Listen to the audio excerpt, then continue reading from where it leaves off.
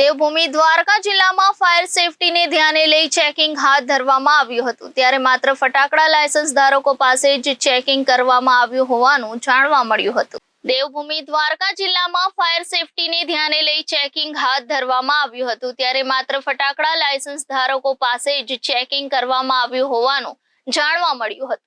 જિલ્લાના ભાણવડમાં મામલતદાર, chief officer police દ્વારા સંયુક્ત ચેકિંગ હાથ ધરવામાં આવ્યું હતું। મળતી વિગતો અનુસાર પ્રાંત અધિકારીની સૂચનાથી ચેકિંગ હાથ ધરાયું હતું એમ જાણવા મળ્યું છે। રાજકોટ બનાવ બાદ આ અંગે તંત્ર જાગ્યું હોય તેવો શો કરવામાં આવી રહ્યો છે તેવું લોક ચર્ચાએ જાણવા મળ્યું હતું। પ્રાંત સાહેબ ખંભાળિયાની સૂચના અનુસાર કાયમી ભાણવડ તાલુકામાં આવેલ કાયમી ફટાકડા લાયસન્સની ચેક કરવાની સૂચના થઈ આવેલ હતી, જે પૈકી ભાણવડમાં કુલ 4 કાયમી ફટાકડાદાર હતા। એમાંથી એક બંધ છે દુકાન, અને એ વ્યક્તિ પોતે હવે લાયસન્સ ચલાવવા માંગતા નથી। 3ની અમે તપાસણી કરી છે।